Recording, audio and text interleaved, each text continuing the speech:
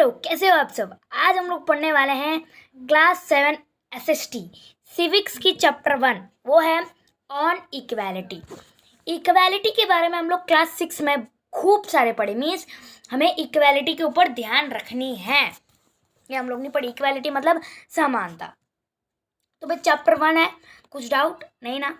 चलो, तो मुझे पीडीएफ नहीं मिला था तो मैंने पीडीएफ बना दी। चलो ब्रश ले लेते हैं। नहीं, टूल्स में जाते हैं और ब्रश लेंगे। चलो, ये बढ़िया बात है। तो इधर में आप लोग एक ये क्या है, ये एक इलेक्शन वाली लाइन है, बस इतना समझो। On election day Kanta and her friend Sujata are waiting to cast their vote. Election दिन थी। कांता एक डोमेस्टिक वर्कर मीन्स एक घर में काम करने वाली औरत थी और उसकी फ्रेंड के साथ क्या कर रही थी, वेट कर रही थी अपने वोट देने के लिए। सिंपल सी बात। तो पहले ऑन इक्वालिटी का मतलब समझ लेते हैं थोड़ा। India is a democracy. India क्या है, एक डेमोक्रेटिक कंट्री है। In the class 6 book we looked at the key elements of democratic government. This include people participation, the resolution of conflict, equality and justice. Equality is a key feature of democracy and influences all aspects of functioning. तो इधर में कहा गया है कि India जो है एक डेमोक्रेटिक कंट्री है, तो इंडिया के अंदर डेमोक्रेसी है। तो क्लास 6 बुक के अंदर हम लोग ने डेमोक्रेटिक गवर्नमेंट की की एलिमेंट्स पढ़े और उसमें हम लोग ने पढ़ी कि इक्वालिटी एक बड़ी की फीचर है डेमोक्रेसी की। इक्वालिटी ही नहीं होगी तो डेमोक्रेसी नहीं चल सकती। इक्वालिटी जो है सभी फंक्शंस की मेन है। तो इस चैप्टर में हम लोग पढ़ने वाले हैं इक्वालिटी के बारे में। क्यों इक्वालिटी ज़रूरत है डेमोक्रेसी के लिए और क्यों नहीं मिलता इक्वालिटी हमारे इंडिया के अंदर जो लोग रहते हैं। तो पहले हम लोगों को पढ़ना होगा ये कहानी, उसके बाद हम लोग शुरुआत करेंगे भाई जो टॉपिक्स है। तो एक इलेक्शन की दिन थी। कांता और उसकी फ्रेंड सुजाता जो है अपना वोट देने के लिए खड़े थे। Is not good, Suja, that we can all vote as equal citizens of our country. Even Jane साहब is standing in the line with us. तो कांता सुजाता से कह रही थी कि मुझे तो बहुत बढ़िया लग रहा है वोटिंग करके, क्योंकि मैं गरीब हूँ। अमीर लोग भी एक साथ खड़े होके, हम सब एक साथ खड़े होके क्या कर रहे हैं, वोट दे रहे हैं। जैन साहब भी हमारे साथ खड़े हैं। जैन साहब कौन है, उनके मालिक, जिस घर में ये काम करती है। सुजाता कह रही कि हाँ यस ठीक है। चलो, go on Kanta, it's your turn now. तो कांता बातों में फैली हुई थी, तो सुजाता कह रही कि कांता जाओ, तुम्हारा बारी है। तो I will vote for the candidate who has promise to bring pipe water to our area. तो अंदर जाने के बाद ऐसा एक मशीन दिखता है। उधर में वोट करने से पहले कांता ये सोच रही थी कि मैं उस पर्सन को वोट करूंगी जो ये भरोसा दिलाया था कि हमारे कॉलोनी में वो पाइप वाटर जो है ले आएगा। ठीक है, सिंपल सी बात। ये क्या थी, ये गवर्नमेंट की लाइन थी, मतलब हर तरह के लोग वोट देने आए थे। We will see you later Kanta. तो जैन साहब ने कांता को देखी और कांता से कहा हम लोग बाद में मिलते हैं कांता। तो कांता ने क्या कहा, नमस्ते साहब। हाँ होगा साहब।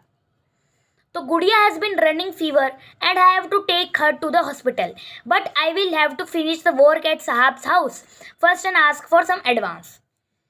तो कांता सुजाता से क्या कह रही थी कि मुझे मेरी गुड़िया मतलब बेटी, मेरी बेटी को बीमार हो रही है, मुझे पहले उसे हॉस्पिटल ले जाना है, पर मेरे पास पैसा नहीं है। तो मुझे पहले तो जैन साहब जी का घर में जाना है और उधर में काम करना है। जो काम से पैसा आएगा उससे मैं अपनी गुड़िया को क्या करूँगी, ले जाऊँगी एट होम। घर के अंदर क्या होता है, here have some of this, you will feel better and when I get back in the evening we will go to the hospital, okay. तो कांता जो है अपने बेटे से कह रही कि ये लो गर्म पानी या चाय कुछ भी हो, इससे तुम्हें थोड़ा अच्छा फील होगा। मैं जब शाम को लौटूंगी तब हम लोग हॉस्पिटल जाएंगे। कांता ये कह रही थी। ठीक है, simple. It is no wonder that Gudiya fall ill often, the basti is never clean. तो कांता कह रही कि यही तो कारण है हमारी गुड़िया को फीवर होने के लिए, क्योंकि वो एरिया जो थी बहुत गंदी थी, इसलिए। चलो अभी मैम साहब के घर में make sure do the corners properly. तो कहते हैं ना मालकिन हमेशा घड़ीस होती है, इसलिए तो मालकिन कह रही कॉर्नर भी अच्छा से पोछा करो ऐसे। Here your bhai here your advance Kanta but do not make a habit of it. तो मैम साहब कह रही कि ये लो तुम्हारा एडवांस, बार बार एडवांस लेने की आदत छोड़ दो, ऐसा मैम साहब कह रही थी। तो कांता कह रही कि हाँ मैडम, नहीं नहीं नहीं नहीं नहीं मैडम, मैं ऐसा नहीं करूँगी। तो ये थी कहानी। इससे हमें समझ आया कि हमें बस वोटिंग में ही हमें इक्वालिटी मिलती है, बाकी हमारी आम जीवन में हमें इक्वालिटी मिलती ही नहीं है, ये हमें समझ आई। तो पहला टॉपिक क्या है हमारा, इक्वल राइट टू वोट, मतलब सभी को वोट देने का इक्वल राइट है, ये अपने मानते हो? हाँ चलो ये पढ़ते हैं। The story above begins with Kanta standing in line to cast a vote. तो स्टोरी कहाँ से शुरुआत होती है? कांता कहाँ पर खड़ी होती है? इलेक्शन लाइन में। Look again at the various people who are standing in the line with her. आप लोगों को जो लाइन की पिक्चर दी गई है बुक के अंदर, उसे ध्यान से पढ़ो और देखो कि कांता के साथ साथ कितने तरह के लोग उधर में खड़े हुए हैं। Kanta recognises her employer Ashok Jain and छोटा लाल, हर neighbour in a democratic country like India. All adults, irrespective of what religion they belong to, how much education they have had, what caste they are, or whether they are rich or poor, are allowed to vote. तो जैसे कि कांता को जैन साहब मिले line के अंदर, छोटा लाल कोई उसका नेबर हो सकता है, ऐसे ही हमारे डेमोक्रेटिक कंट्री में किसी को भी हक है, कोई मतलब हमारे दुनिया से कोई भी आ जाए, मीन्स हमारे कंट्री से कोई भी वोट करने आ जाए, उसको राइट टू वोट है, चाहे वो किस रिलीजन का हो, चाहे वो एडुकेशन किया या ना हो, वो रिच हो या पुअर हो, सभी को इक्वल राइट टू वोट है, ये गवर्नमेंट कहता है। सिंपल सी बात समझ आई? This as you have already read in class 6 book is called universal adult franchise. ये जो वर्ड है यूनिवर्सल एडल्ट फ्रेंचाइज, इसके बारे में आप लोग क्लास 6 में भी पढ़े होंगे, and is an essential aspect of our democracy. ये जो है सबसे बढ़िया रूल है डेमोक्रेसी के अंदर।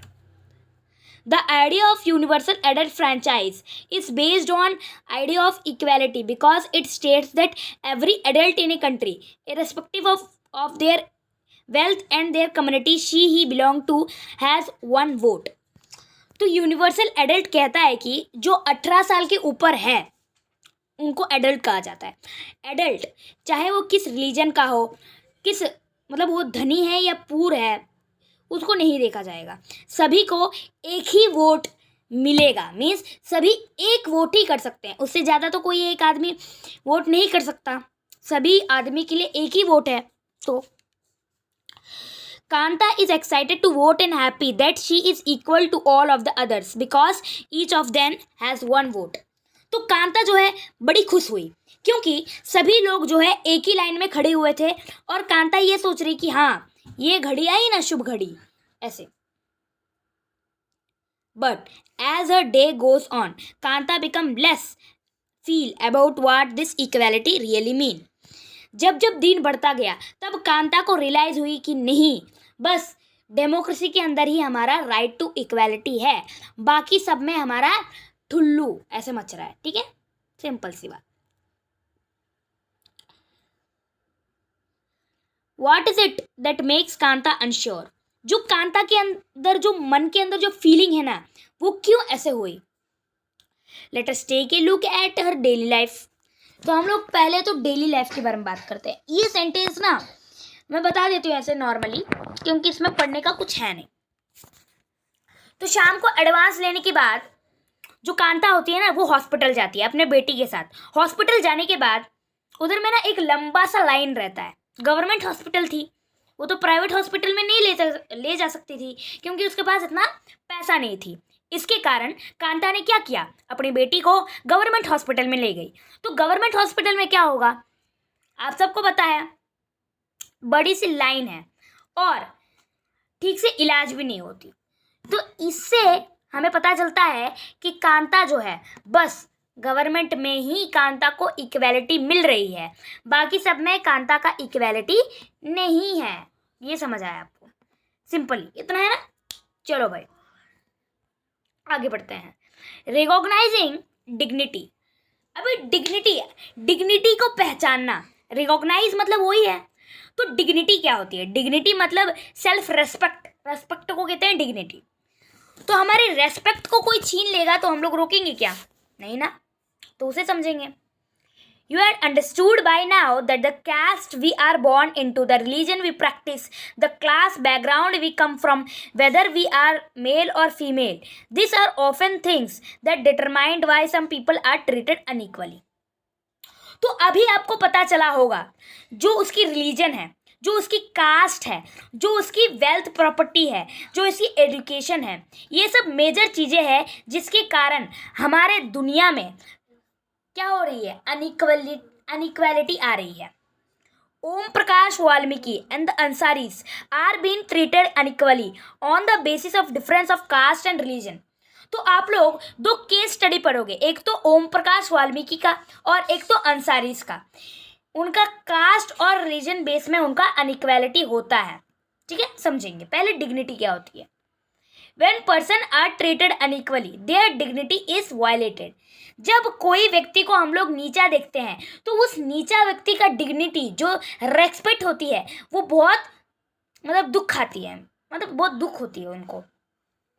The dignity of both Om Prakash Valmiki and the Ansaris was violated because of the way which they were treated. ये जो हम लोग आगे कहानी पढ़ने वाले हैं ओम प्रकाश वाल्मीकि की और ये जो अंसारीज की, ये जो है अपने रेस्पेक्ट को खो चुके थे उनके अनइक्वालिटी के कारण, ठीक है? रेस्पेक्ट मतलब डिग्निटी को खो चुके थे, इतनी सी बात है। By picking on him making him sweep the school because of his caste. जो ओम प्रकाश वाल्मीकि था उन्हें बचपन में पूरा स्कूल को साफ करवाया जाता था क्योंकि उनका कास्ट छोटा था, इसके कारण। Om Prakash Valmiki's schoolmates and teachers hurt his dignity badly and made him feel as if was less than equal to all other students in the school. जो स्कूल के अंदर जो टीचर्स थे और जो बाकी के जो स्टूडेंट्स थे वो ओम प्रकाश वाल्मीकि को बहुत नीचा देखते थे, जिसके कारण ओम प्रकाश वाल्मीकि का जो डिग्निटी था वो बहुत दुख होता था। अभी हम लोग कहानी शुरू करेंगे ओम प्रकाश वाल्मीकि की, ठीक है? Being a child, Om Prakash Valmiki could do very little about on the situation that was in. It was his father who, on seeing his son sweep, felt angry. But this unequal treatment. एक minute, मैं कुछ भूल गई क्या? हाँ नहीं. The Ansari's dignity was also hurt when people. चलो ये टॉपिक अलग है। तो ओम प्रकाश वाल्मीकि जी की कहानी बताई गई है। तो ओम प्रकाश वाल्मीकि जब छोटे थे, जब बचपन में उनकी कहानी बताई गई है, तो मैं सिंपली आपको बता दे रही हूँ, बहुत इंपॉर्टेंट है, सुनिए। ओम प्रकाश वाल्मीकि जब छोटे थे तो बचपन में वो स्कूल जाते थे 6-7 साल में। तो जो टीचर्स थे वे जो है उन्हें पहले तो नीचे में बैठाया जाता था स्कूल में कारपेट बिछा के। जहाँ पर कारपेट नहीं होती थी उस कोना में ओम प्रकाश वाल्मीकि जी को बैठाया जाता था। और जो स्कूल के प्रिंसिपल थे उन्होंने वो कहते थे कि हर रोज़ तुम्हें स्कूल का सफाई करना है, प्लेग्राउंड का सफाई करना है। सोचो एक 6-7 साल का बच्चा कैसे पूरा स्कूल और प्लेग्राउंड को साफ करेगा? आप कभी इमेजिन भी कर सकते हो क्या इतना छोटा बच्चे के साथ इतना अत्याचार होगा? नहीं ना। ये किसके कारण हो रही थी? क्योंकि ओम प्रकाश वाल्मीकि जी का कास्ट के वजह से, क्योंकि उनका कास्ट छोटा था। थोड़ा कलर दिख नहीं रहा है, रेडी ले लेते हैं, ठीक है? उनका कास्ट क्या थी? कास्ट छोटी थी, इसके कारण ओम प्रकाश वाल्मीकि जी को इतना अनइक्वालिटी फेस करनी पड़ी। एक दिन उसका अंत हुआ। एक दिन क्या हुआ? एक दिन स्कूल के सामने से ओम प्रकाश वाल्मीकि जी के पापा गुजर रहे थे, तो मतलब पापा चल रहे थे। तो पापा ने देखा कि एक छोटा सा बच्चा पूरा स्कूल को सफाई कर रहा है। तो वो छोटा सा बच्चा कौन था? ओम प्रकाश वाल्मीकि जी। सोचो भाई, तब गुस्सा आया उनको और वो जाके प्रिंसिपल को कंप्लेंट किए कि आप जो हमारे बेटे के साथ जो ऐसे कर रहे हो ये बहुत बुरा है, जो आप इसके साथ कर रहे हो। अगर आपके साथ कोई ऐसा करे तो आप सह सकते हो। ऐसे किसके पापा ने कहा? ओम प्रकाश वाल्मीकि जी के पापा ने कहा और अपने बेटे को लेके उधर से चले गए। ये थी ओम प्रकाश वाल्मीकि जी की कहानी। अभी हम लोग पढ़ेंगे अंसारीज। अंसारीज नाम से ही पता चलता है कि जो इस्लामिक लोग हैं उन्हें अंसारीज कहा जाता है। ठीक है। The Ansari's dignity was also hurt when person refused to lease their apartment to them. तो अंसारीज को भी ऐसे ही अपना डिग्निटी को मतलब खोनी पड़ी, डिग्निटी को कम करना पड़ी, क्योंकि उनकी रिलीजन अलग थी। इसके कारण उनको कोई अपार्टमेंट नहीं दे रहा था। However, when the property dealer suggested that they change their name, it was their dignity or self-respect that made them refuse this suggestion. जब जो हाउस डीलर था उन्होंने कहा कि आप अपना रिलीजन बदल लीजिए या नाम बदल लीजिए, इससे क्या होगा, पीपल आपको हाउस दे देंगे। तो अंसारीज को तब गुस्सा आया और उन्होंने कहा कि हम लोग क्यों भाई चेंज करेंगे, क्यों चेंज करेंगे, हमारा सेल्फ रिस्पेक्ट है, हम लोग क्यों चेंज करेंगे। वही तो सिंपल सी बात। Om Prakash and Ansaris do not deserve to be treated like this. They deserve the same respect and dignity as anyone else. तो अंसारीज और ओम प्रकाश वाल्मीकि के साथ जो ये ट्रीटमेंट हुआ ये कोई भी सह नहीं सकता है, उनके अलावा कोई नहीं सह सकता। क्योंकि जो अनइक्वालिटी होती है ना, ये क्यों होती है, ये नहीं होनी चाहिए। तो अगर आप इस लेसन से कुछ सीखे हो तो भाई आपको क्या करना है, सिंपली लाइक बटन में दबाना है और इन्फॉर्मेशन चाहिए तो कंफर्मली सब्सक्राइब मारना है और अगर इंफॉर्मेटिव लगी तो शेयर करना है। किसके लिए रोट हो, अनइक्वल नहीं होना है आपको। चलो, equality in Indian democracy. Indian democracy के अंदर इक्वालिटी कैसी है इसके बारे में हम लोग क्या करेंगे, समझेंगे। एक मैंने ये वाली पढ़ाई और ये वाली पढ़ाई, बीच में एक पेज मैंने नहीं बताया क्योंकि ये जो मैंने रिकॉग्नाइजिंग डिग्निटी वाला पेज क्लिक किया है वो मैंने सही किया है। बीच में एक पेज मैंने प्रिंट मतलब फ़ोटो नहीं खींचा क्योंकि वो पूरी डिटेल में अंसारी और ओम प्रकाश वाल्मीकि जी की कहानी थी। आप उसे पढ़ सकते हो, मैंने तो सिंपली आपको बता ही दिया है। इतना ही पूछा जाएगा, कोई आपको मार्क्स ज़रूरत है, हेवी वेट नहीं लेना। तो टॉपिक नंबर क्या है 3, वो है इक्वालिटी इन इंडियन डेमोक्रेसी। तो इंडियन डेमोक्रेसी के अंदर कैसी इक्वालिटी है इसे हम लोग क्या करेंगे, समझेंगे। The Indian constitution recognise every person as equal. जो हमारी इंडियन कंट्री की जो डेमोक्रेसी, जो कॉन्स्टिट्यूशन है, जो किताब है, वो कहता है कि हमारे कंट्री के हर एक पर्सन, हर एक पीपल जो है इक्वल है, कोई ऊंचा नीचा नहीं है। This means that every individual in the country, including male and female, persons from all caste, religion, tribes, education and economic backgrounds are recognized as equal. यहाँ कहा जा रहा है कि इसका मतलब है कि मैन या फीमेल हो, उसका रिलीजन क्या है, ट्राइब है, एडुकेशनल प्रोफाइलिटी क्या है, इकोनॉमिक बैकग्राउंड क्या है, ये सब ज़रूरत नहीं है, इसका फ़र्क नहीं पड़ता क्योंकि हमारी जो इंडियन डेमोक्रेसी है वो सभी को इक्वल मानता है। This is not to say that inequality ceases to exist. हम ये नहीं कह सकते जो इनइक्वालिटी है वो पूरी तरीके से अंत हुई है, नहीं, अभी तक हमारे इंडिया में इनइक्वालिटी चल रही है। It does not, but at least in democratic India, the principle of the early equality of all person is recognized. हमारे इंडिया के अंदर जो प्रिंसिपल्स इक्वालिटी के ऊपर लिखी गई है वो थोड़ी ना थोड़ी रिकॉग्नाइज की जाती है। While earlier, जब हम लोग आगे ज़माने की बात करें तो भाई ये ऐसी नहीं थी, ये बहुत डेंजरस सिचुएशन में थी। No laws exist to protect people from discrimination and ill treatment. अभी तो ये कॉन्स्टिट्यूशन वगैरह बन गई, जब पहले ज़माने की बात कर ले तो ऐसे ही इनइक्वालिटीज़ हुआ करती थी, बेचारे लोग कितना परेशान हुए होंगे। Now there are several that work to see that people are treated with dignity and as equal. अभी तो बहुत सारे लॉस बन गए जिसके कारण सभी लोग इक्वली ट्रीट किए जाते हैं। सिंपली चलो, this recognition of equality includes some of the following provisions in the constitution. जो हमारी कॉन्स्टिट्यूशन है वो इक्वालिटी को कुन प्रोविजंस के अंदर रिकॉग्नाइज की है। पहला है every person is equal before the law. पहला रिकॉग्नाइजेशन क्या है? सभी पर्सन कानून के आगे इक्वल है। What this means is that every person from the president of the country to Kanta, a domestic worker, has to obey the same laws. इसका मतलब है कि जो हमारी कंट्री की प्रेसिडेंट है वो और कांता दोनों ही कानून के आगे इक्वल है। सेकेंड है, no person can be discriminated against on the basis of the region, race, caste, place और बर्थ और वेदर दे आर फीमेल और mail.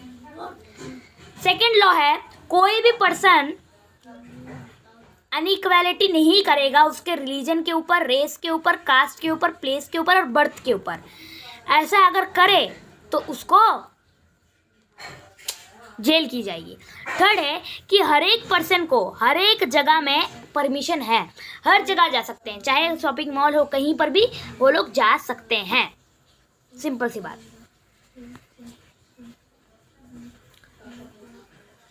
Including playground, hotel, shops and markets. इन सब जगहों में भी लोग जा सकते हैं जिन्हें इनइक्वालिटी फेस करनी पड़ती है। All persons can use publicly available wells, roads and bathing ghats. ठीक है, यहाँ कहा गया है कि सभी तरह के सोर्सेस यूज कर सकते हैं। फोर्थ है अनटचेबिलिटी, मतलब आगे में कुछ लोगों को छुआ नहीं जाता था, उनके साथ बात नहीं किया जाता था। वो जो अनटचेबिलिटी है उसे एबोलाइज, मतलब उसे रोक दिया गया है। सिंपल सी बात कह रही है इधर।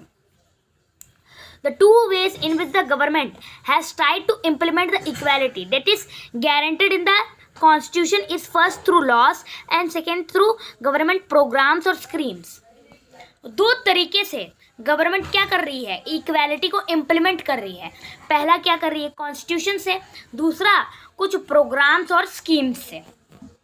ठीक है, चलो।